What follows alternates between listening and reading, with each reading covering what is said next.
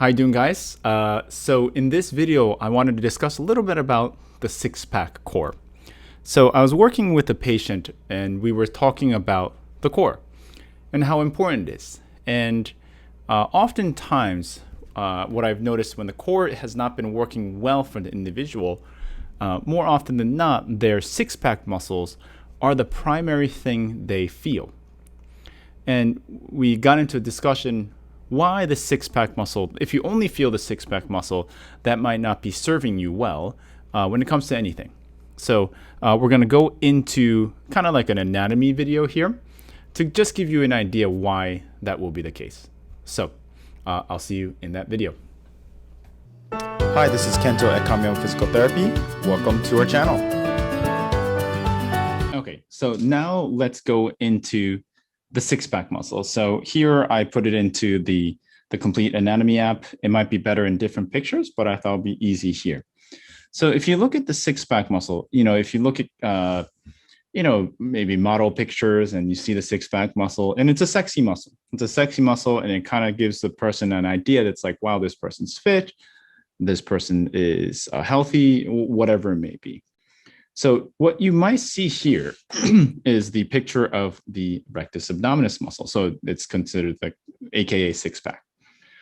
So why is this may not be serving you is the thought process. And this is a concept I learned through mentors of mine and also the Posture Restoration Institute and people that I learned from.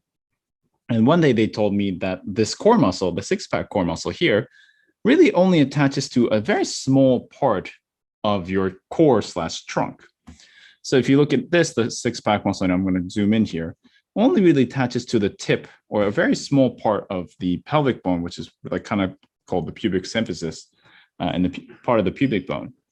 And when you go up higher, it really only attaches to kind of this part of the rib cage, the cartilage, along with the sternum.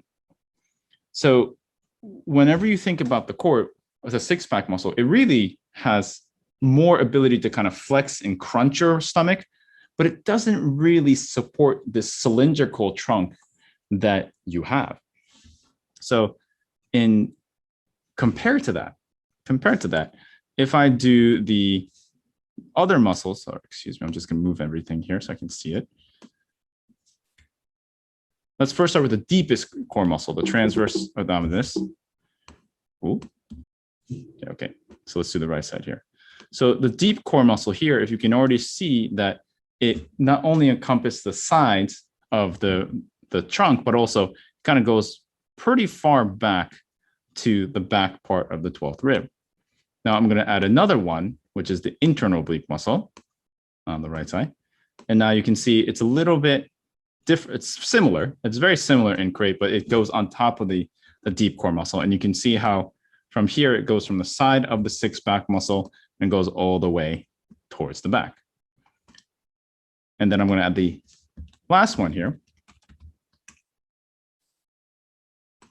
which attach to here. So now you can see how these oblique muscles really encompass the more of the bigger, in a sense, it has more real estate in the body. It covers more surface area or volume of that trunk. So more likely chance that they have a bigger effect on stabilizing the core or mobilizing the trunk bones and and tissues to move you in a more three-dimensional fashion.